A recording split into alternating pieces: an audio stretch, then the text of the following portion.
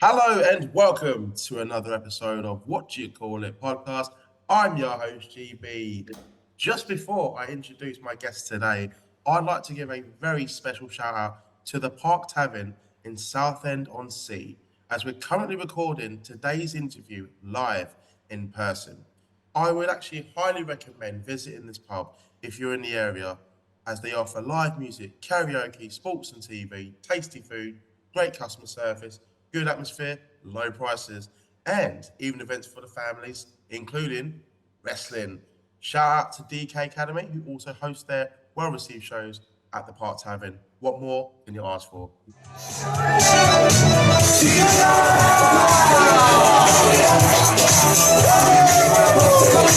Today's guest is a pro wrestler, an entertainer, Mr. Vintage, 92, the idol of the barmaid. I love that part. Please welcome Champagne Charlie. How you doing today, mate? You're good? I'm really good. Thank you very much for having me here. I'm looking forward to this. No problem at all. It's a small world. It is a small world. The fact that we are actually from the same town.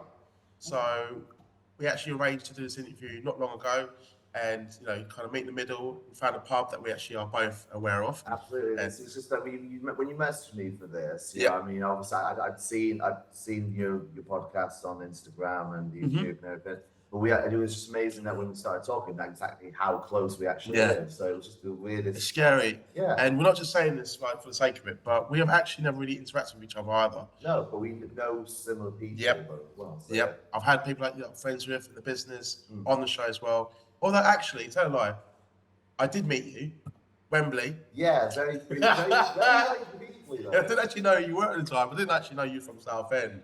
But to say this because we're all wrestling fans, I can get away with it. But we scissored. Yeah. How you doing? We're doing it right now. That's a claim. That is for the acclaim. That's not us being weird, but it was a great show, fantastic show. But we're not here to talk about all in. Yes. We're actually here to discover the career of Champagne Charlie.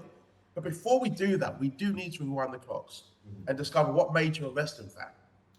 I remember this very, very well. What made me a wrestling fan was I was about 8 or 9 years old, I think, and my cousin Ryan, who's a few years older than me, I remember I used to go around to his house on a Friday. And this is back in the early 2000s. They used to show Monday Night Raw on Sky Sports on Friday. You know, and so I would go down there, and he sent me down, and we started watching Raw. And I remember the first ever match I ever watched. This was early 2001, like I said. So this was I remember seeing Right to Center come out. Yeah. Underrated gimmick, mate. Underrated. Yeah. Steve Richards, Val Venus, Goodfather, all we can. Yeah.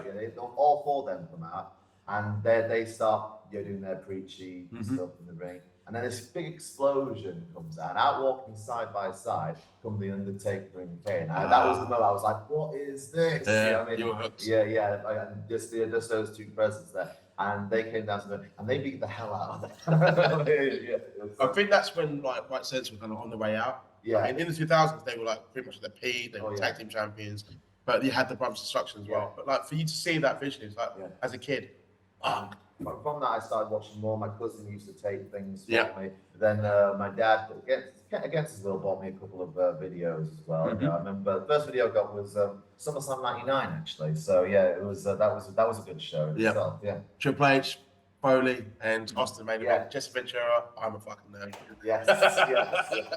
But we're all nerds. But it's all good. It's all good though. So you kind of grew up with the attitude era then. Yeah, it's the mid to late attitude era. Yeah. But obviously, when I started getting more into it, I went back and watched more of it, and also watched some WCW, because WCW wasn't really shown in the UK. That's the case. Yeah, it wasn't maybe you get Nitro if you're lucky. If you have to really look hard though. So if you found like a WCW VHS. Virgin Megastore was showing around some of these shops. And if you found a tape, oh wow, it's not WWE logo. Yeah. And you'd be like, it's the rest of that, it's cool. Oh, I remember him. He was in WWE, like Macho Man or Diesel or Hulk Hogan even. Yeah. Or Sting was very noticeable, Yeah. Obviously. He looked cool. Yeah. He's still going. Fucking hell. So we just established how you became a wrestling fan. But I want to know, just before you would become Champagne Charlie, I want to know, where did you begin your training? Well, here's the thing. I wanted to get into wrestling years and years before, but as you probably know, British wrestling in the 90s didn't really exist. You know, it was pretty much floundering, dead on its arse. You know, pretty much gone. World of Sport had been terminated in the 80s. Exactly. There were wrestling schools around, but here's the thing: they didn't really advertise them that well. No. If we don't have the social media like you do today. No. You know what I mean? So if you wanted to wrestle, it was very, very hard to find where to wrestle. That was the thing. So people would do other things, combat sports, to try and pass the time, but secretly wanting to wrestle. I know I used to do taekwondo, so I know I used. Really? Yeah, yes, I wanted to. So you are a fucking hard bastard then. I really love myself. That's all I can say. What do you got?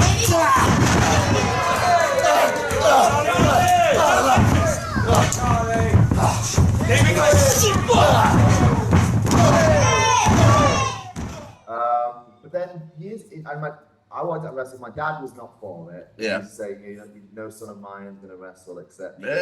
Yeah. I love my dad very much, but he's pretty tight on that. Yeah. So, anyway, years and years passed. I finally left, because I'm originally from Salford. I left Salford, moved down here for work purposes, and I started going to a couple of local shows around. And a friend of mine, who I went with the shows with, he started doing training. And then he calls me one day and says, "Hey, what are you doing today?" Well, not much. Why? He goes, "Get your gym gear, come with me to this place, right?" So we go on the train, we go to Chapel 100, and we're picked up in a car by another wrestler. And Chapel 100 for the Essex people near Lakeside. Yeah, near Lakeside, yes. And we go to Purfleet, which is just over the bridge, past Lakeside. And I get there, and we're at this gym, and outside, this is a hot Sunday, so outside there's a bunch of guys assembling a ring. So it's like, okay, I know what's going on. Yeah. yeah. Good friend there. So was that at the time when you went there? Was that when it was Dropkicks? That was Dropkicks Academy, ended up wrestling, or DKW as it's now shortened, but still stands for the same thing. Dropkicks Wrestling, Dropkicks Academy, etc. So yeah, it's pretty much the same thing. I went there once. I must have been 18 or 19. I actually got lost, to be fair, originally. I went there once, and there's a reason why I'm doing the interview and you're the wrestler. Yeah. I respect anyone who does it, but I just couldn't do it, man. It's me. Believe me, there was a lot of people who didn't think I was going to make it. That's the actual truth. You can talk to some people who've said that. Elaborate on this. Why? When people used to meet me for the first time, I'm not someone you just look at and automatically assume wrestler. Okay, people have a certain stereotype in their head of what a wrestler is supposed to look like. I think people are still fascinated by the look of the 80s, where it was like the hulking specimen and stuff like that. But some people don't seem to realize, how things have changed. You get wrestlers of all different sizes, all different sizes, body types. You know what I mean? And, so it is. People are still fixated with body, like with Diona in AEW. Oh yeah, just fuck off. Honestly, look yourself in the mirror, for God's sake. I actually was going to say about you, I thought you'd be a businessman.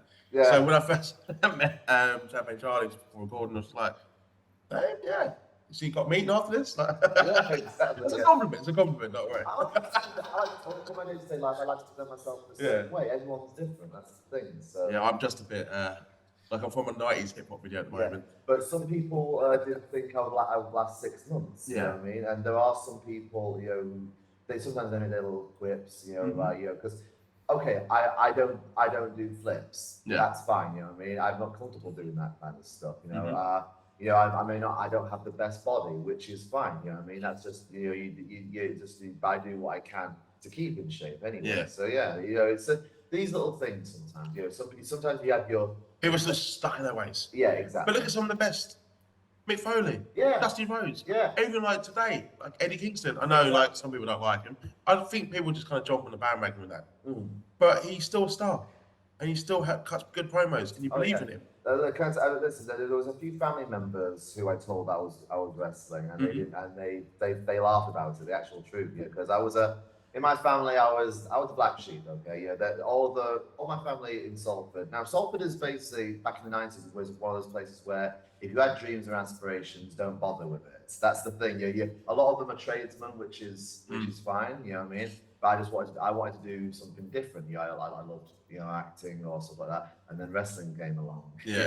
And so, they would say, "Oh, you can't get into wrestling. They're about 4 times your size. They'll kill you." And a few people who when I won my first championship, I sent them a picture of me with a belt going like that. Yeah. So, Have that. yeah. If you can find that photo for me, by the way, please share it. That'd be great.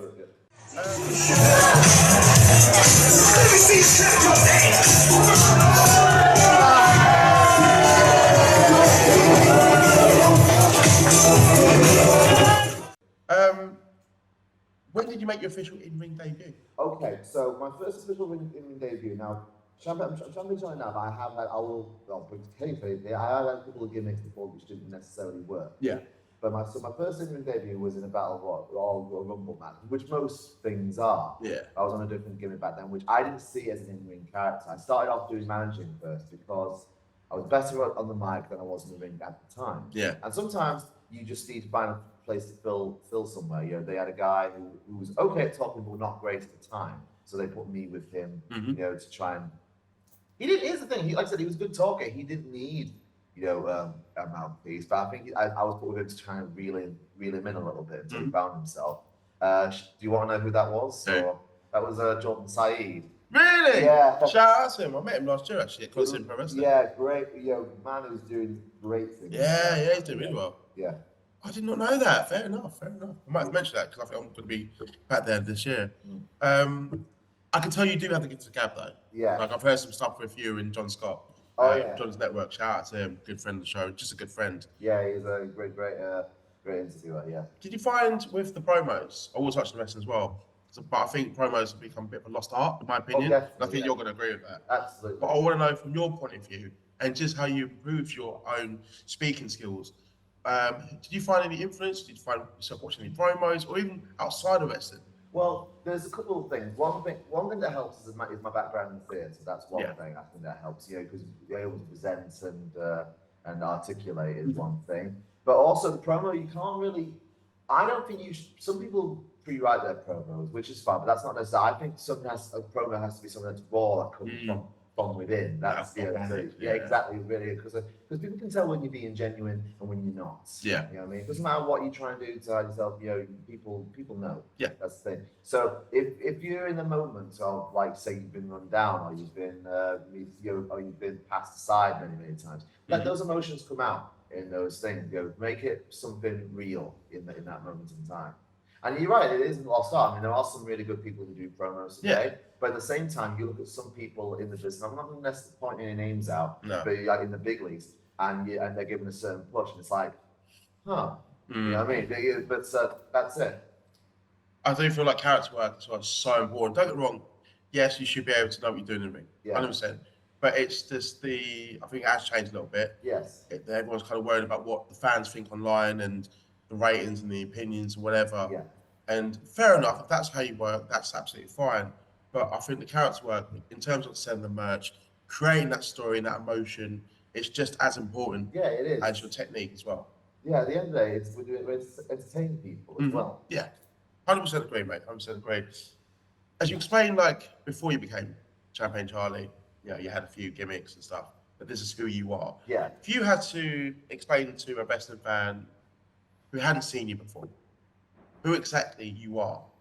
Champagne Charlie is the life and soul of the parts. I come in, I dance around, I have fun. So what happens at most parties, particularly in the north? You arrive, you have a drink, you have fun, probably smash somebody and then leave. So that's pretty much Champagne Charlie in a nutshell. Just wants a good time, got your own theme song. Oh yes. Theme song's brilliant, buddy. Tell me a bit more about it. Nathan Leach, who composed that song. He writes and composes and also sings the tracks. That's if you want vocals on it. And it's not just me, he's done it for. Really? Yeah, he's done. I thought it was like a mix of an old song or something. No, he did it himself. He did Shout out to him. So Nathan, he's also done compositions for Vicky. Two poems did her. Shout out to her. She's been on the show before. Yeah, Andros J, another one as well. He's done a couple of others as well, I believe. But But that's the thing. I'll plug this right now. Anyone who wants their own because sometimes you get hit with what's the copyright thing if you use an already. Yes, you do. You do. I know that. So if you want to get your own theme, Nathan Leach is your guy. That's what I'll say right now. Okay. Awesome. Shout out to Nathan Leach. Yeah. So we've established your debut. We've established the training and the journey that you've been on. So I want to know, just before I go to the Q&A, because I've got a lot of questions for you, my man. Champagne Charlie, you are very popular, and some of these questions are phenomenal. So I still find it surprising sometimes. You know what I mean? Because you're a popular guy. Like, I've seen your work. Like, you just want to go out there, have a good time. The fans are on your side. Yeah. I mean, the theme song, the entrance. You go out there, you give it your all, and you just want to cheer for you. You are a likable character. And I feel like that is you, just enhanced a little bit. Thank you. Yeah. And I do apologise. I was actually going to bring the champagne today, but I didn't have enough time. So you do not be the host. No, I'm joking. I'm joking. Yeah. I was going to say it's 12 o'clock somewhere. At the time recording, just a little insight for the people that are going to be listening to this episode. This has been done at 10:42 a.m. Yeah. on a Saturday morning. Yeah. And neither of us are hangover, so not hangover, you get the point. Yeah, you get the point. Yeah. Maybe I am, I don't know. No, I'm joking. I'm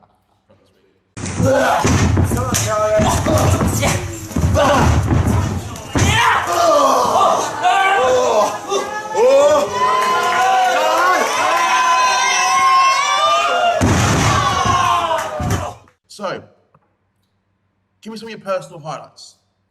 Personal highlights. Okay, so one of my personal highlights, obviously, everyone remembers their first match. Like I said, it may suck, but you still remember it. So that was one. Like I said, one of my previous gimmicks, I wrestled a guy called Laser Lagden, and he was a real pleasure to work with. He doesn't really wrestle anymore, sadly, but he was really good when he was around. He really took. Really taught me very well. Which was very kind of him. I remember my first championship victory which was on Mortal Wrestling. Oh, nice. Yeah, the Mortal Wrestling Fighting Championship. Yeah. I beat Frankie T and Amber Joe to win that title. Match on YouTube, by the way. I would suggest people go out of the way to watch it. It's a fun match. Oh yes, and that was I was very flattered that they gave me the opportunity to be the champion, and I had to change a few things when I became champion, because at the time we just not long come out of pandemic. You know what I mean? When we did that, I was in terrible cardiovascular shape. I can take shots at myself. That's fine. But when I became champion, I made some changes. I ended up losing 20 pounds, which is pretty good. So yeah, place you, mate. I went around up and down the country and I defended the title. Yeah. 581 days. Was you, so just to touch on this, because I've been told from a few people how they know you. They've seen you around Southend. Yes. With the title belt. Yeah. My own fucking barber knows this guy. Self-promotion in town, Oh, mate, I respect it. That's going back to what we said earlier. Like, we should know each other. Oh, yeah. That's the middle thing. Like, everyone in South End, they know me. We should be friends like years No. But we're going to make up for the time that we should have spent together as friends and talk about wrestling and doing this earlier. It's going to get messy after this. So, yeah. Like you said, it's 12 o'clock somewhere. Yeah. But the fact that self-promotion as well, I love that, mate. I love that. It's just like, there's a guy walking around the bell, do you know? Like, I think his name's Champagne Charlie. I was like, no, mate, no. And it was my first time seeing you last year. It was Prodigy. Yes. You didn't get the win, unfortunately, though. No, I didn't. But the guys Prodigy, gave me an opportunity, which I'm grateful for. Anytime a new company comes along and they give me a call, it's both an honour and a privilege, because it means we trust you to entertain on this show. So it's a great thing. We're going to put you on the posters. Literally, like, another thing as well, when what was it? I think it was the other day when I was in Bedford, coming back from Bedford. Yeah. And then I had to stop at Benfleet. I see a poster of this man. I see a poster. Sorry, just because when I'm pointing, people don't realise I'm actually talking about you. Yeah. I was like, I had to take a photo. I was like, he's everywhere. One of my friends who's not in wrestling actually called me the other day. He goes, I saw your post. He goes, I see your ugly face everywhere. Can't escape you, man. Can't escape you. But no, it's been a good chat there. What I'm going to do is, I don't think I've had so many questions before for a guest when it comes to Q&A. So, are you ready for this? Yes, I'm ready. So, let's go. So, great guest, by the way. He appeared on the show and now has become a friend. Gareth Angel Thompson. Shout out to that man. Yeah. Would like to know, who do you still want to face that could realistically happen? Oh, realistically, I think. Definitely want to face Gareth Angel, though. We've talked about it working together at some point. You know, listen, whoever they put in front of me, I will wrestle. Yeah. You know what I mean? That is the actual truth. I'd love to get the opportunity to wrestle someone who's either worked for one of the big companies, you know, Yeah. like someone who used to do WWE or Yeah. something. I mean, the guys behind Closed Doors Wrestling, which is in, I think, Southampton, I think it is. Mhm. I mean, they recently had that guy, Roger Sears, face one of your former guests, Eric Young. Ah, To- bloody hell. To get that kind of rub, to work with someone Yeah. that kind of, you know, To be in the ring with them. exactly, would be a privilege, and not only that, to learn as well. Yeah, absorb as One much as you person can. who I've learned from, I've never wrestled him, but I've met him and we did a seminar to meet in my early career. He's a great guy. Joe Legend, you know. Joey Legend. Joe Legend, Yeah. He's good looking kind. I believe he lives out in Germany these days. Yeah. Now, but he's someone I'd love to. Yeah. I'd love to wrestle. You know what I mean? So. Hey, sort of throwback. I remember him as Just Joe. Joe, yeah. It was like, they didn't really explain the gimmick very well. Nah, He was just basically a nosy fucker. But That's the if gimmick. you think of the people who grew up in the business, Edge, Christian, Rhino. Rhino, exactly. Yeah. And then they throw that gimmick. And he's still got it. I saw one of his matches recently. Yeah. He can still go. Yeah. Do you know what's mental? I used to go to a lot of shows as a kid. Never saw him live. No. And he used to be on a lot of shows in the UK. Yeah. Never saw him once live. Did you watch that corny as hell celebrity wrestling that happened back in 2000? Oh, my God, D'Lo Brown? Yeah. And Randy Piper? Yeah, exactly. Fucking yeah, it was atrocious. Yeah, it was awful. I asked him about that. I asked Yeah. him because Dylan was on one of the coaches. Yeah. And he said, I said to him, when you did that show, did you know who the fuck any of them were? And he goes, well, I knew who Victoria Silver was. Yeah. He goes, and what was that guy's name? He goes, the guy who fucked Diana, or Jake Stewart. Yeah, so it wasn't really tact. Yeah, so yeah. I don't remember any of this. I just remember like D'Lo, Just Joe, So that is kind of a strong word. So, people that were bored. yeah, Really exactly, funny. yeah. Oh, that's going back. That Oh, is. that is. I'm gonna have to pinch that after the interview, actually, to be fair. I don't know where you can watch it. I think it's been deleted from history. Thank, what a fucking purpose. Yeah. So thank you very much, Gareth, for that question. Michael Anderson is asking, who is your favourite wrestler of all time? Surprisingly, I've not actually asked that. So This good is a question. difficult one. Obviously, my first favourite when I first started, like I said, as I mentioned Undertaker, was Kane. It was just the allure of the mask and stuff like that, and back then he was gigantic. You know what I mean? But then as time I got more into the like the flamboyant characters, Macho Man, Ric Flair. So Johnny. yeah, exactly. But Ric Flair in particular, I mean, so yeah. So those, I don't really have one necessarily favorite, but I was a big fan of the over the top, personas, where it was okay for guys to be flamboyant, you know what I mean? Because that's one thing I have always described myself as, not only as a wrestler, but in my day-to-day life, I am quite flamboyant with the way I come across, do you know what I mean? And some people don't know where to place me, you know what I mean? So when I first started seeing people like, Flair and stuff, I was like, so it was just, Oh, I'm gonna take a bit of that, take a bit of Macho. yeah. Maybe somehow incorporate a bit of Kane. Well, probably just, being a bit bigger, that kind of thing, because I'm a heavyweight wrestler, that's the Yeah. thing, so yeah. Awesome. You got good taste, by the way.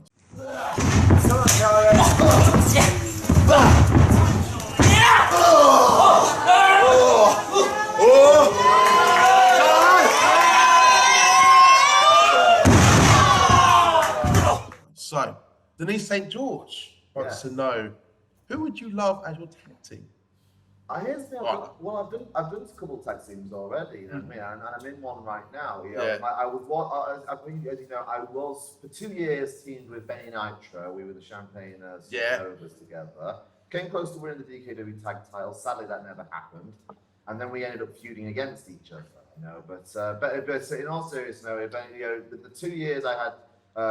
Teaming with Benny were great fun. Benny's good. Yeah, I like, not to say like I'm ignorant wrestling, but I never heard of him before until that show project. Like, I know about you before. Yeah. But I was like, he's good. I'd love to be able to do something with him again. I really would. But like I said, who knows what different paths and stuff. Exactly. My current tag team partner, who's also one of my best friends, Dalton Garrett. The nomad Dalton Garrett, who's been in the business for over 20-something years.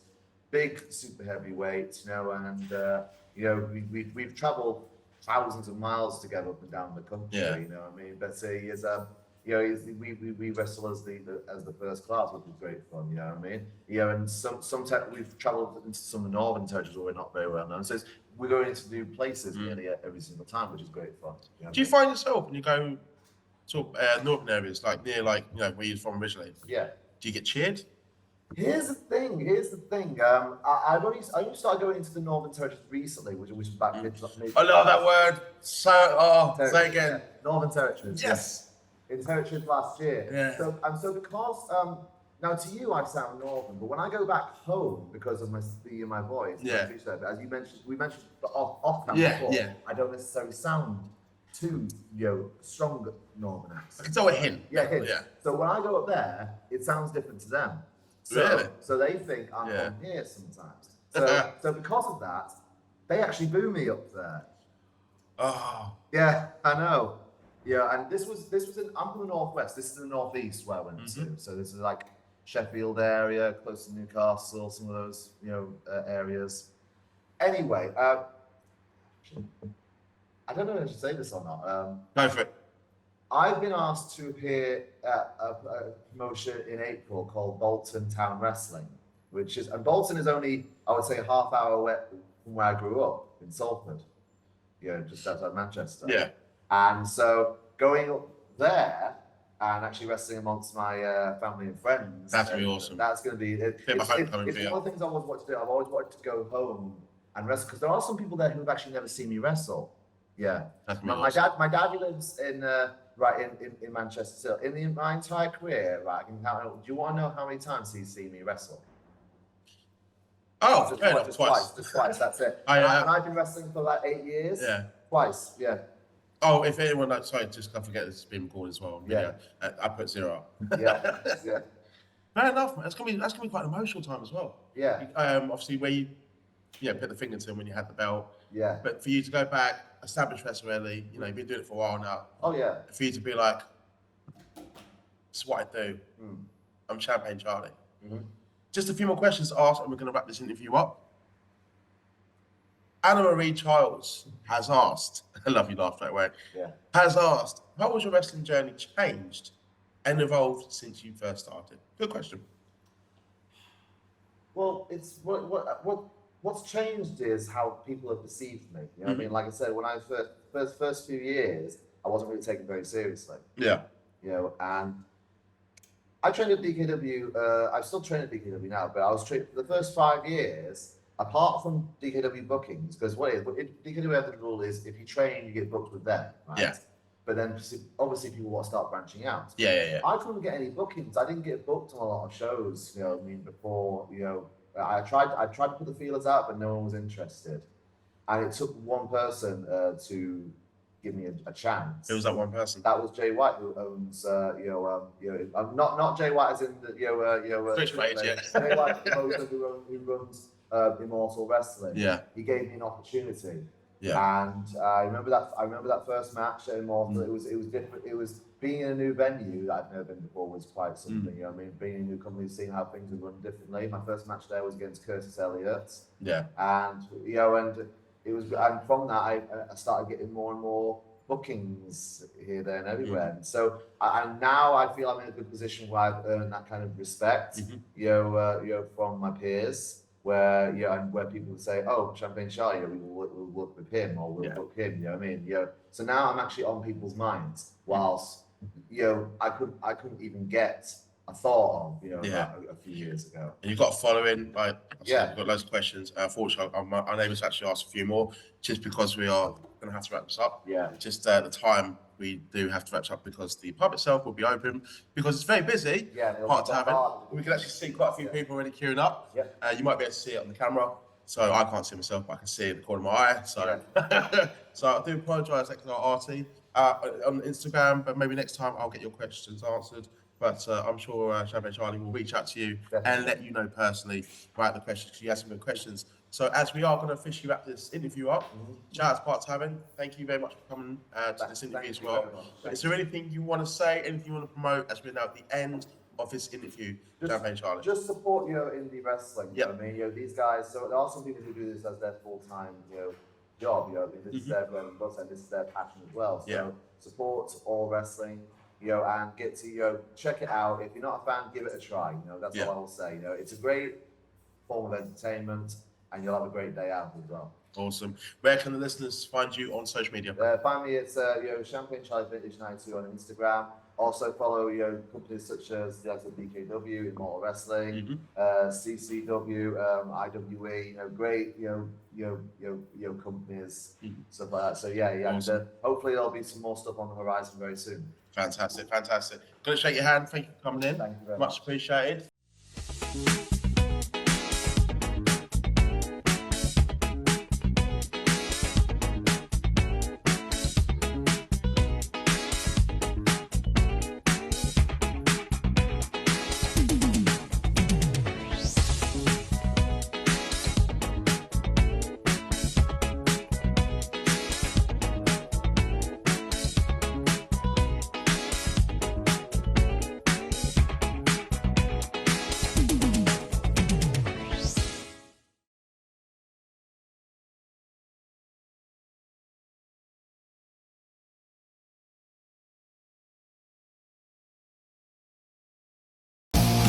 What do you call it?